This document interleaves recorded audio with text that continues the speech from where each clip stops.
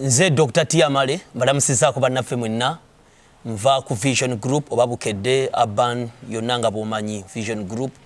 ate nze akulira company ya kazi ya Virtual Technical Company Limited. Twakwataganye ne Minister of East African Community Affairs wabone Vision Group ne bannaffe bekikwatako okulaba nti tutumbula olulimi oluswayiri n'okulwagasa bannaffe okwegatta kwa mawanga gali mu East Africa okutumbula ebitone enkolagana wakati w'abasuubuzi n'okutumbulagana omukwano wakati waffe. Tukyaddeko ew'omwami Bebe cool big size omwami ono bw'abanyumya olugendo lwasooka mu ggwanga lya Kenya eyo ekitegeeza nti yali ayogera oluswayiri mu buli mbeera yonna oba yali ayagala oba yatayagala yayina okuyiga oluswayiri osobola okukwatagana ne baproducer n'emikwano gye gyasooka mu kuyimba n'ebirala ebiringa ebyo. Sebo tukwaniriza nnyo munnaani nzanyo sebo gwe omuntu kuba omu wansankula bonta n'oŋŋamba nti gwe Timale mwagala nnyo ebintu ebiri comfortable so obulamu bwange ne mbongerako okutuukana olw'okuba waŋŋamba ekigambo ekyo. Mbadde nsaba obuuze kulabi baffe aba Bukedde TV. Muli mutyambala musiza mwenna abalabi baffe abalungi aba Bukedde TV. Manya bampita big size Bebe cool. Ensonga endeese mu maaso go mukama wange ensonga ya luswayiri tugenda kubeera n'emisinde Kiswahili marathon. Emisinde gino gigenda kusimbula ku Vision Group wennyini ku makya ku Sunday. Tusuubira abantu ab'enjawulo kugyetabamu ebitongole bya gavumenti bannaddiini abantu sekinoomu amakampuni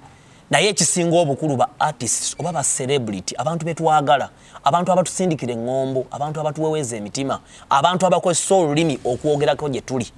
mu bo omwami omugundiivu ye mwami Bebe cool. Oluswayiri luli ki eri obulamu bwo? Oluswayiri lulimi lwa communication oba kyewalise language mu luzungu ng'era kyenjize mu bulamu nti gy'okoma okumanya ennimi gy'okoma okubeera informed. Okubeera informed kwe kumanya obumanyirivu. So gy'okoma okumanya ennimi ennyingi n'obumanyirivu obumanyirivu bwo obugaziwa. Kubanga buli lulimi lujja n'ebigenderako. Oyinza okwesanga nti olulimi oluswayiri lwasibuka Kenya oba Tanzania naye nga ggwe obadde Uganda.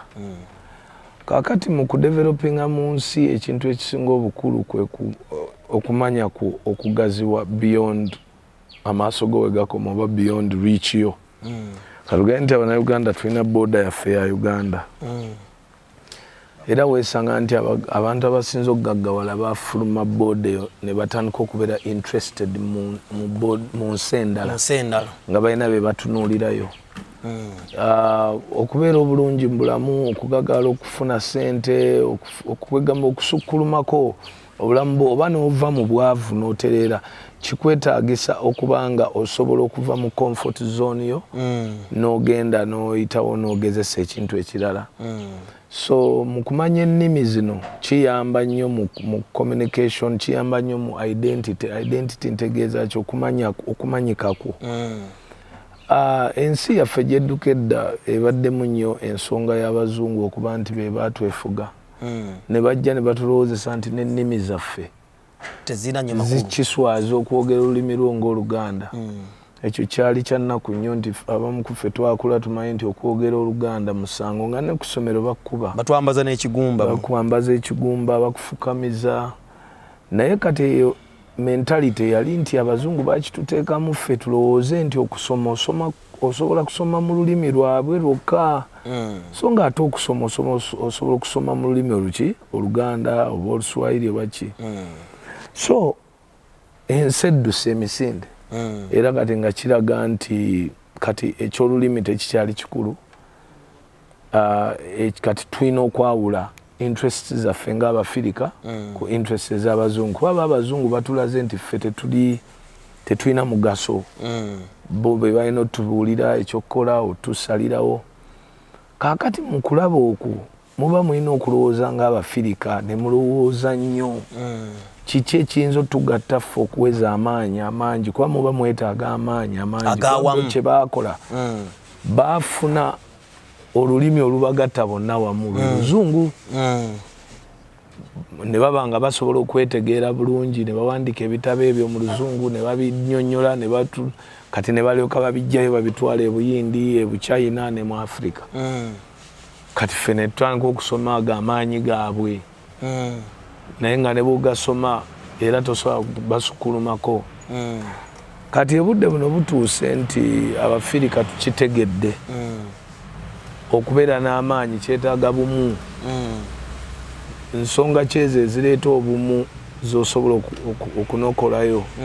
so tunuulira ennimi ekisookera ddala olulimi lwe mwogera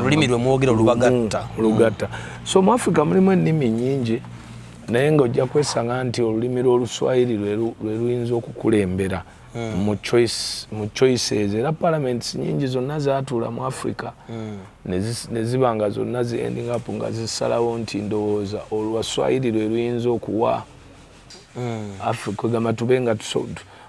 okutundagana ebintu kuli kwangu kuli free waliwo ebintu byolaba nti byebisobola okunokolayo ensonga kati bw'okutundagana ebintu mutundagana ebyamaguzi mutundagana cultures mutundaganya biki mweguza birungi wano omuntu afumbiddwa munnakenya nga munnayuganda lulimi kikulu so okiraba nti no olulimi olwo kikulu nnyo kati Mr. Bebe Cool Rasta bw'oba olina emikwano e Rwanda olina emikwano e Tanzania olina emikwano e Kenya oli ayinza okwebuuza nti omanyi Ekiswahili kubanga kampeyini yaffe gye tutambuza ensimbi ezigenda okuva mu kudduka kwaffe zigenda kutuyambako okuteekawo centers abasuubuzi basomera Oluswayiri ku bwereere baserebu basomera n'abalina ebitone nga ku National Theatre tugeze ekifo ekisobola bakuŋŋaanya then n'abavubuka ku mayunivasite gaabwe tukole nabo omukago nga basobola okufuna Oluswayiri ku bwereere era kampeyini bagiyita je unajua Kiswahili omanyi Oluswayiri Bebe Cool era osobola babuuzaamu kauno habari marafiki zangu mi naitwa Bebe Cool kutoka hapa Uganda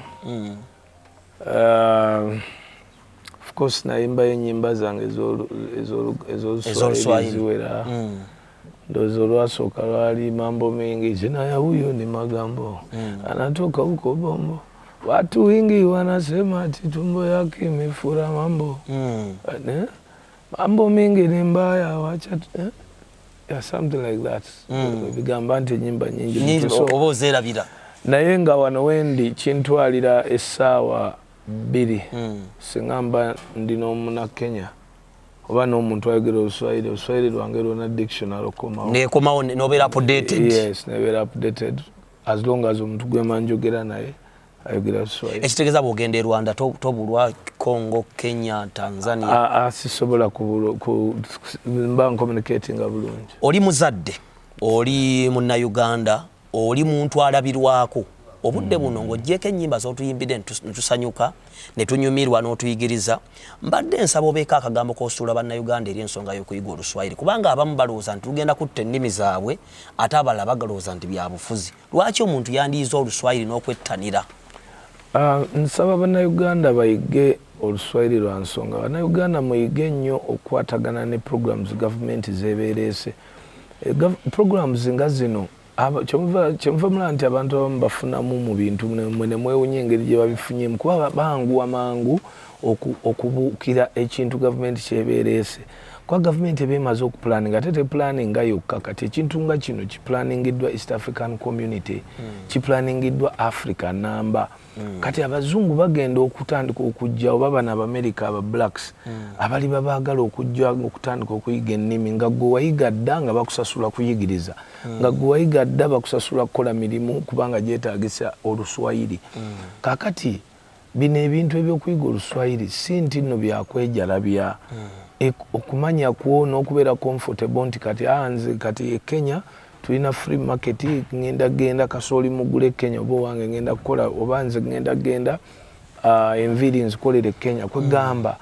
kikwanguyira mangu nnyo business yo okutambula kwegamba okugaziwa kwembadde njogerako kikulu nnyo ekyogaziya obwongo oba entegeera naye ng'ebyo byonna bitandikira mu lulimi ki lwokukola ki lwoyogera kuba mu akafaananyi singa wali tosobola kwogera Luganda ngate oli Uganda nobakulete Uganda odda mu sign language gwe ekintu kye kimu oyinza okumala wiiki okusaba kyayo oyinza okumala wiiki so mu kusaba kwange nsaba mujjumbire okuyiga Oluswayiri bwe ba mandate bagitaddewo nga East African Community ate mwenna kati mumanyi nti East African Community tugenda okwegatta okwo kulimu ebintu bingi economically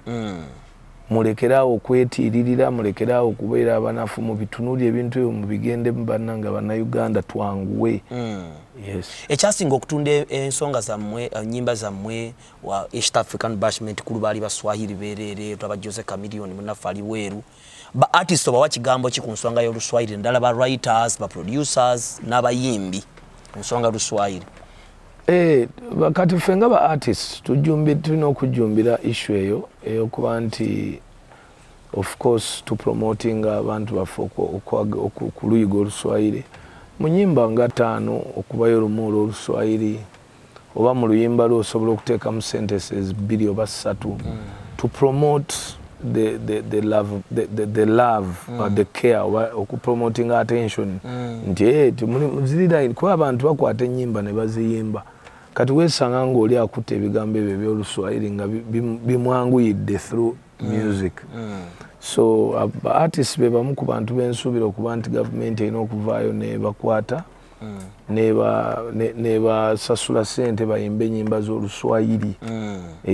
then kati internet oba ogitaddeko Oluswahili lungi kubanga baba balina okuluyiga